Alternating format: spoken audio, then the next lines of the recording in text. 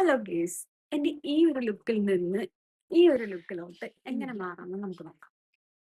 എന്നിട്ട് സ്പ്രേ ചെയ്യുന്നുണ്ട്. കമ്മിന്റെ ഒരു ടോണറാണ്. പിന്നെ ഞാൻ ഈ ഒരു സെറാട്ടോ ഞാൻ യൂസ് ചെയ്യാറില്ല, മോയ്സ്ചറൈസർ ആണ്.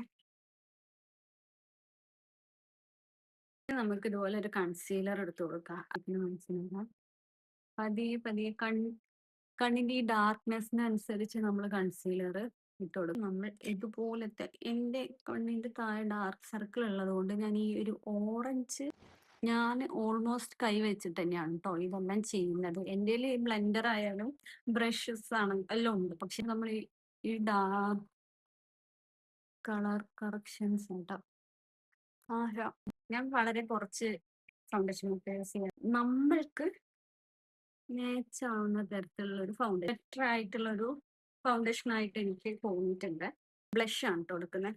അതും ഞാൻ ഈ ഒരു ഫിംഗർ വെച്ചിട്ട് തന്നെയാണ് ഞാൻ ബ്ലഷ് ഇട്ട് കൊടുക്കുന്നത്. എന്താണെന്ന് വെച്ചാൽ ഇവിടെ നിന്ന് ഇങ്ങനെ കേട്ടോ ഞാൻ ഈ ഒരു ബ്രഷ് വെച്ചിട്ട് ഞാൻ ഇങ്ങനെ ജസ്റ്റ് ഒന്ന് ഇങ്ങനെ ചെയ്ത് കൊടുക്കുന്നുണ്ട്.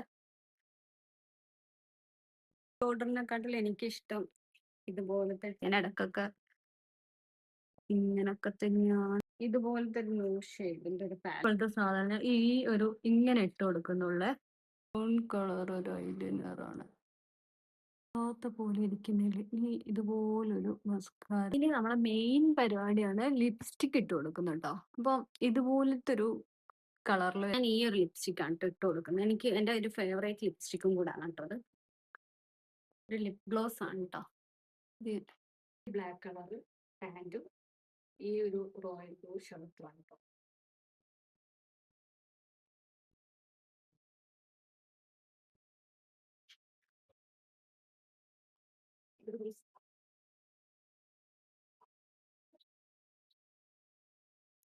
ഈ രണ്ട് കോംബോ ആയതുകൊണ്ട് തന്നെ ഇതിലോട്ട് ഗോൾഡൻ ഓർണമെന്റ്സ് ആയിരിക്കും കേട്ടോ നല്ലപോലെ മാച്ചാവുന്നേ. ഇതിന്റെ ഒരു ഭംഗിക്ക് ഞാൻ ഇതുപോലത്തെ ഒരു ബെൽറ്റ് ഇട്ട് കൊടുക്കുന്നുണ്ട്.